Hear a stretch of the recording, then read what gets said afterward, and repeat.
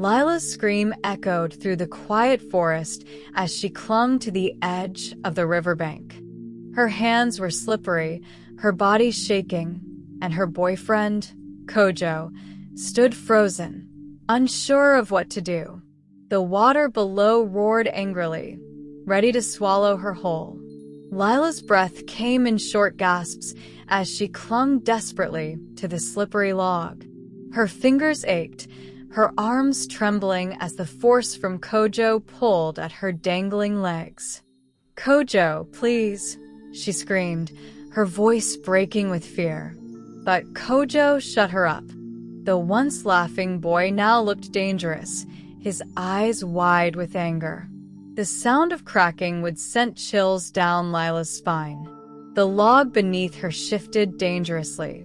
Any moment now, it could break, sending her into the merciless water.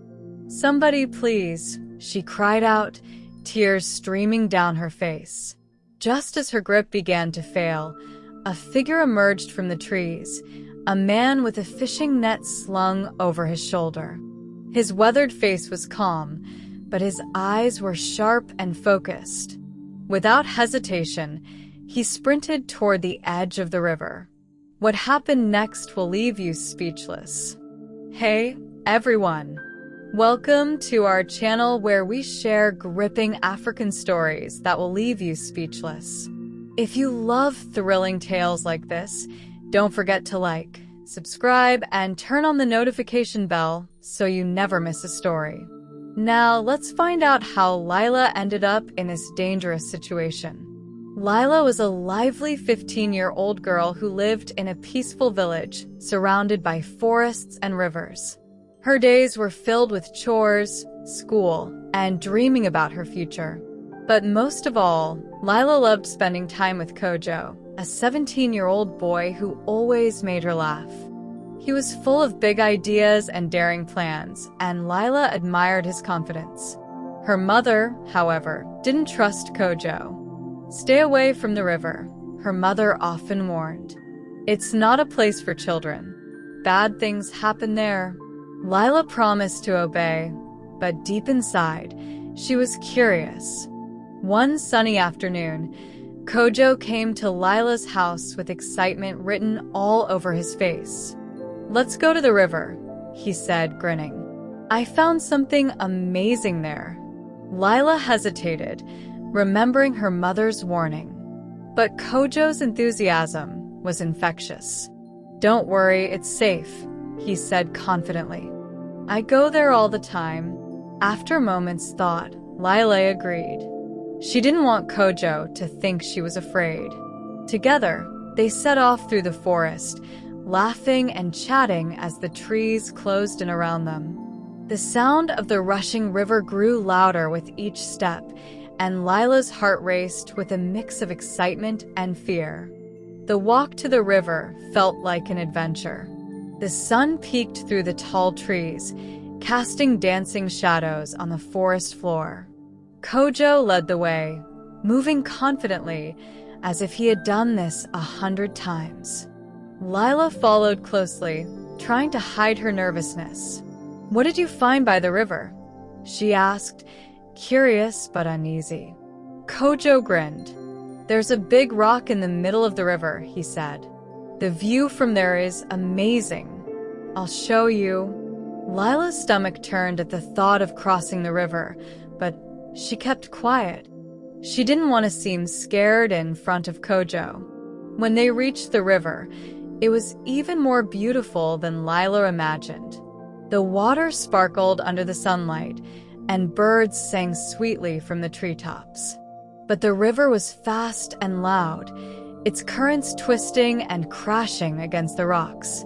Lila stared at the rushing water, feeling both amazed and afraid. Kojo pointed to a fallen tree that stretched across the river like a narrow bridge. "That's how we'll cross," he said proudly. Lila's eyes widened. "Are you sure it's safe?" she asked. Kojo laughed. "Of course. I've done it before.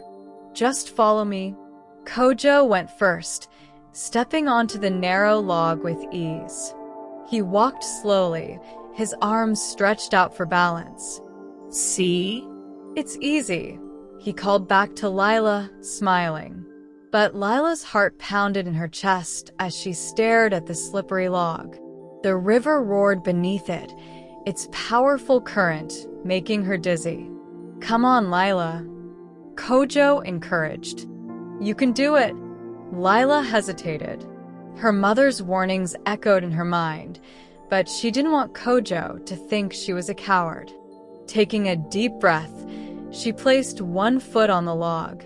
Step by step, Lila moved forward, her arms trembling as she tried to balance. The water below seemed to pull at her with invisible hands, making her legs shake. You're doing great, Kojo said, cheering her on. But just as Lila reached the middle of the log, her foot slipped.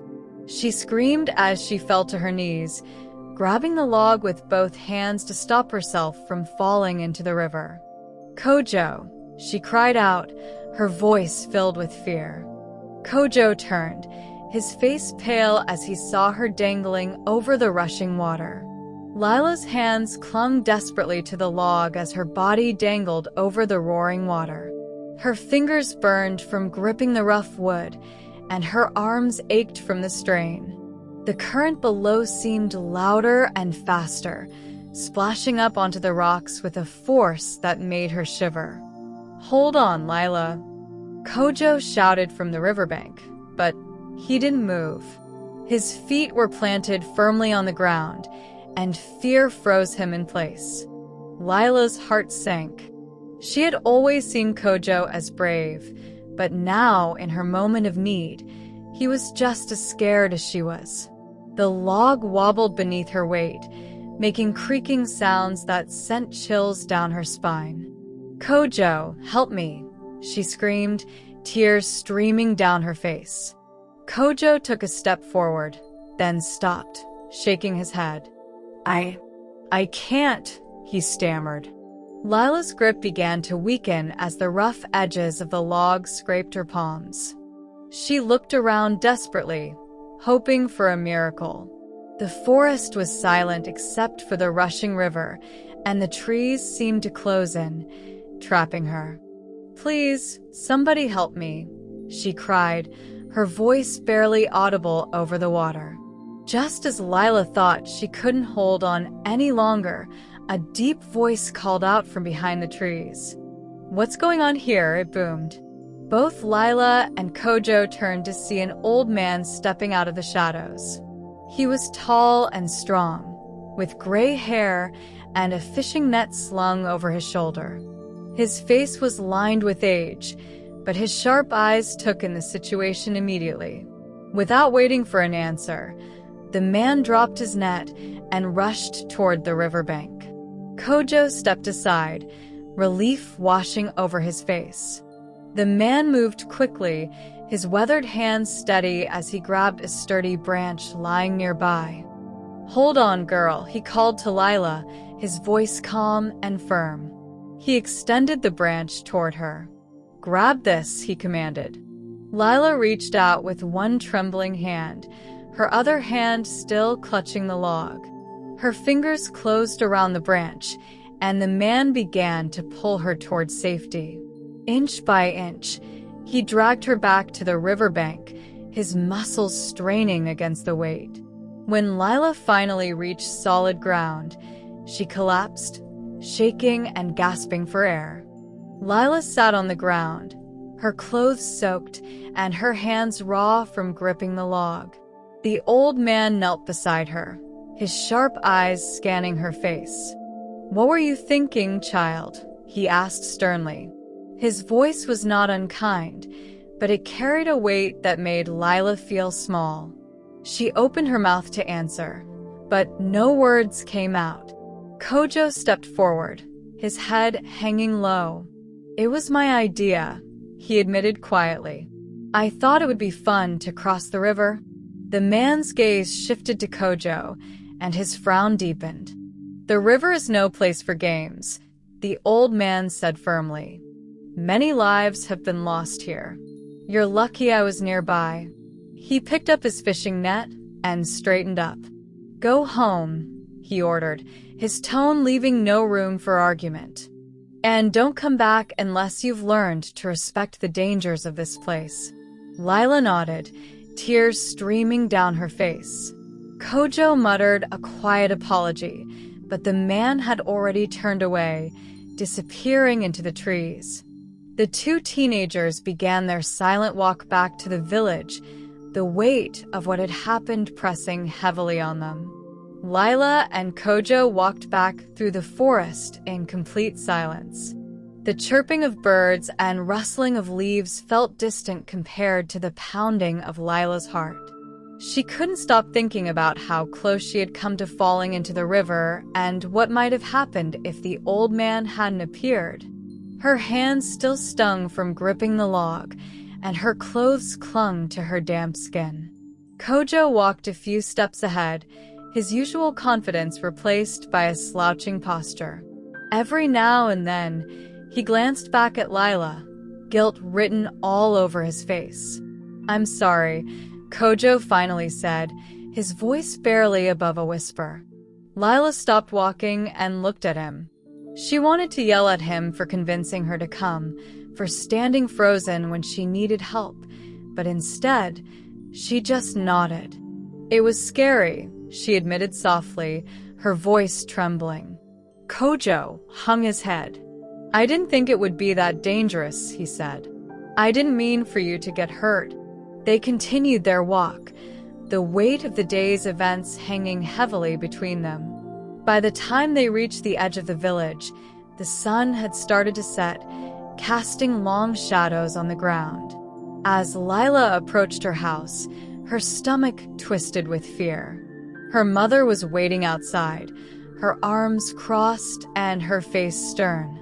Lila had told her mother she was going to fetch water with her friends, but her soaked clothes and scraped hands would easily give her away. "Lila, where have you been?" her mother demanded, her sharp eyes narrowing as she took in her daughter's disheveled appearance. Lila froze, unsure of what to say.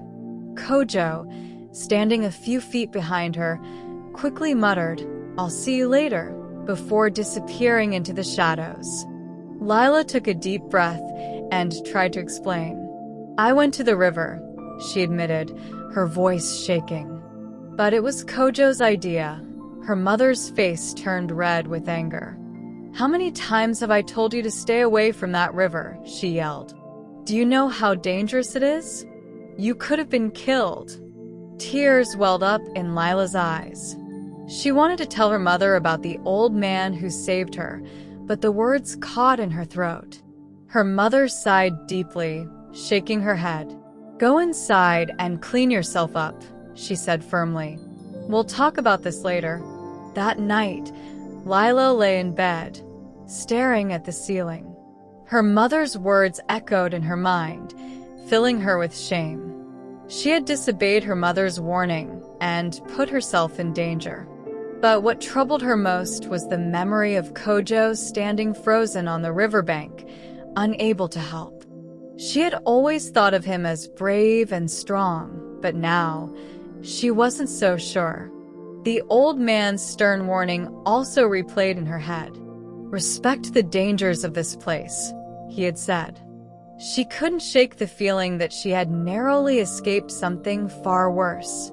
Meanwhile, in his small hut, Kojo couldn't sleep either. He kept picturing Lila clinging to the log, her cries for help ringing in his ears. He felt ashamed for not acting when she needed him most. "I should have done something," he whispered to himself. The guilt weighed heavily on his heart, and for the first time, Kojo realized that his reckless ideas could have serious consequences. He made a silent promise to himself to never put Lila, or anyone else, in danger again. But deep down, he feared he might never earn back her trust. The next morning, the village was buzzing with whispers. Somehow, word had spread about Lila and Kojo's adventure at the river. Neighbors exchanged knowing glances, and children pointed as Lila walked to the well to fetch water. "Did you hear?" Lila almost fell into the river, one woman said to another, loud enough for Lila to hear. Lila's cheeks burned with embarrassment. She kept her head down and walked quickly, but the stares and murmurs followed her everywhere. Kojo didn't fare any better. A group of older boys confronted him by the market. "So, you're the big hero who let Lila fall, huh?" one of them teased. "Some boyfriend you are." Kojo's fists clenched, but he didn't respond. He knew they were right. His failure to act had not only embarrassed him, but also put Lila in harm's way. As the boys laughed and walked away, Kojo realized that fixing his reputation wouldn't be easy. He would have to prove that he wasn't the reckless, cowardly boy everyone now thought he was. Later that day, Lila decided to go back to the river. Not to cross it, but to find the old man who had saved her. She wanted to thank him properly and ask why he had been there in the first place. As she approached the forest, she hesitated, remembering the terror she had felt the day before.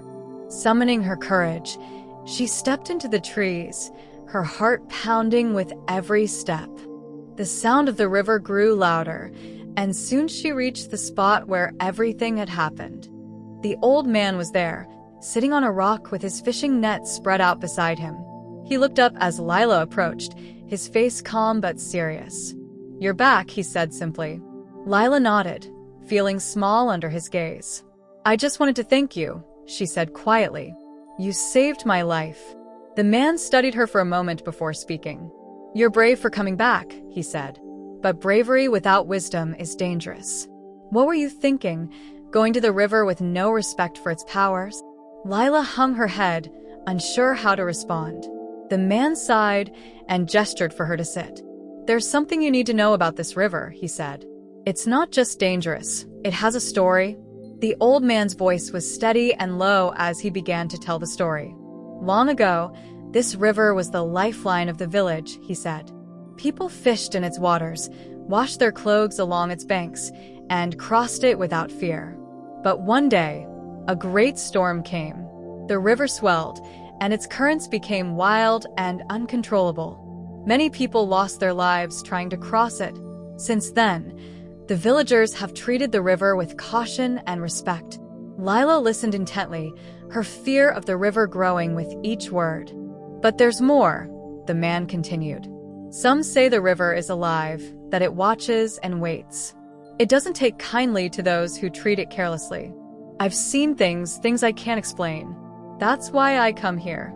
I know its dangers, and I've learned how to live with them." Lila shivered, feeling the weight of his words. "Why did you save me?" she asked. The man's eyes softened. "Because everyone deserves a second chance," he said. "But don't waste it. Learn from this."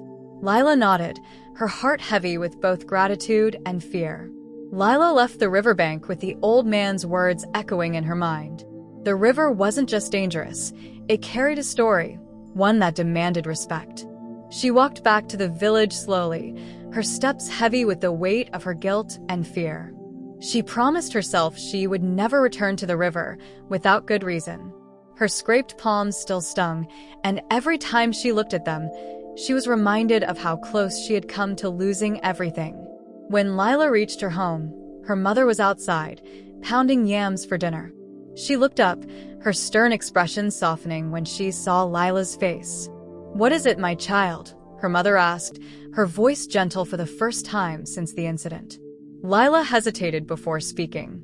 "Mama, I met the man who saved me," she said. "He told me the river has a story, a dangerous one." Her mother nodded knowingly. "That man knows what he's talking about," she said. "I've heard of him. He has lived near the river for many years and understands its ways." Lila felt a flicker of relief, knowing her mother trusted the old man's wisdom.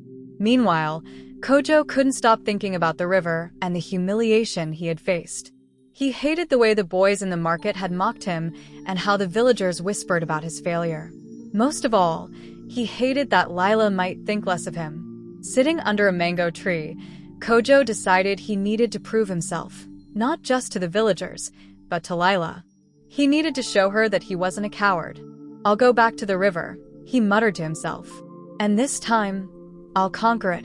The next day, Kojo began to plan his return. He didn't tell anyone, not even Lila.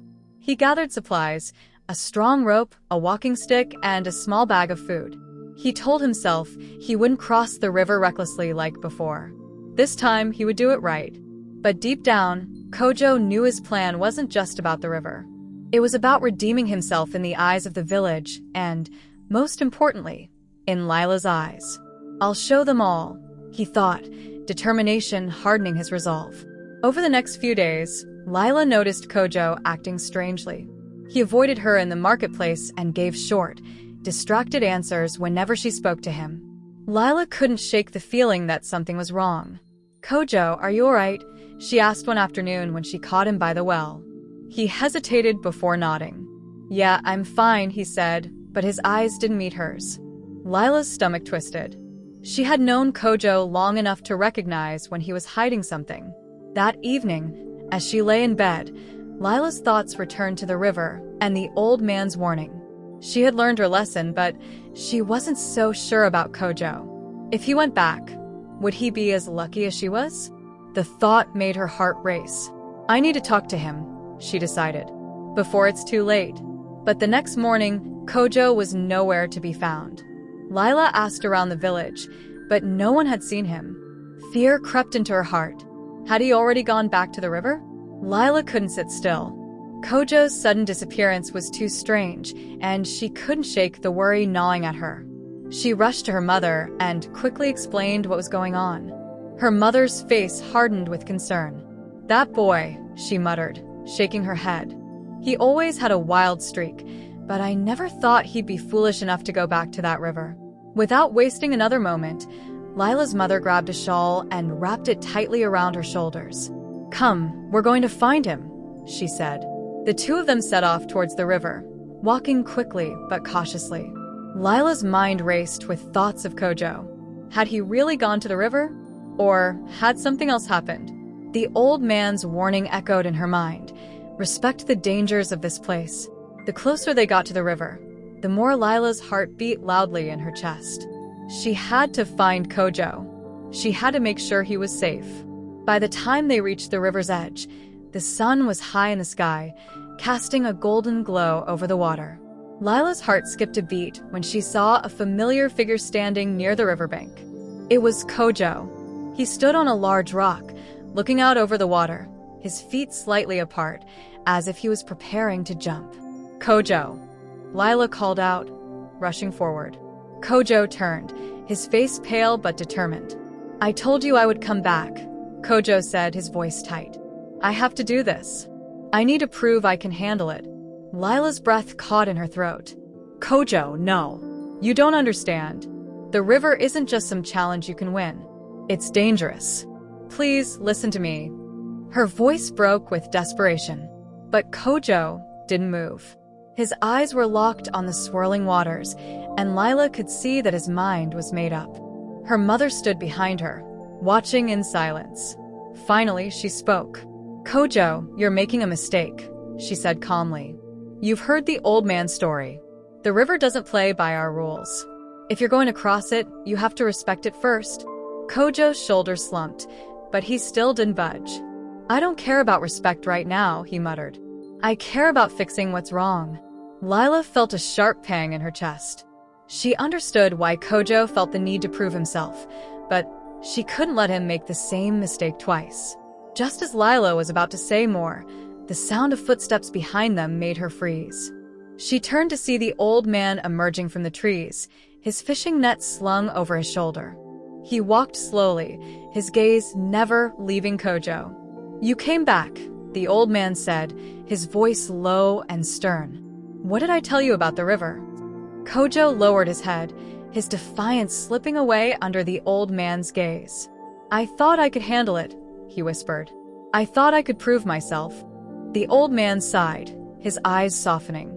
"You don't prove anything by fighting nature. You prove your worth by respecting it. The river doesn't need your challenge, Kojo. It has already seen too many lives taken by foolishness." Kojo's body seemed to sag with shame. I didn't mean to. You didn't mean to, the old man interrupted, but you did. And now you must learn the cost of your actions. The river doesn't forget. He looked at Lila. And neither should you. Lila swallowed hard. She had heard the old man's words before, but now they carried more weight than ever. After a long silence, Lila finally spoke. Kojo, I was scared yesterday, she said softly. Not because of the river, but because I thought I might lose you. You weren't there when I needed you, and it hurt. Kojo looked at her, guilt flooding his face. I'm sorry, Lila. I don't know why I froze. I should have done something. Lila nodded, her eyes still on the river. The river doesn't care about our plans. It doesn't care about proving anything. It just is. The old man, who had been listening, spoke once more. The river teaches us all something, he said. It doesn't give second chances without a price. But today you have a second chance to learn, to change. Lila looked at the old man, her heart heavy with the realization of what he meant. The river, like life, didn't forgive carelessness. But it also didn't close its doors forever. It offered chances if you were wise enough to take them. When they arrived at Lila's house, her mother turned to her. We've learned our lesson, haven't we? She said, her voice gentle. Lila nodded. Yes, Mama. We have. As they walked inside, the sounds of the village, children playing, women chatting, the clatter of pots, filled the air, and for the first time in days, Lila felt like she was truly home. The following days passed by quietly. Kojo seemed to carry a new sense of humility in his step, something Lila hadn't noticed in him before. He no longer bragged about his plans or tried to act as if he had all the answers. He spent more time helping his father in the fields and less time with his friends, who had begun to notice the change in him. One evening, as the sun set and painted the sky with warm hues of orange and pink, Lila saw Kojo by the village well. He was talking to the old man. Lila wasn't sure what they were discussing, but when she approached, she noticed that Kojo had a quiet respect in his eyes. The kind of respect that only came from facing something bigger than yourself. The old man looked at Lila and gave her a small nod. Kojo has learned, he said simply. The river doesn't give wisdom lightly, but sometimes it shows us what we need to see. Kojo turned to her, his face serious but kind.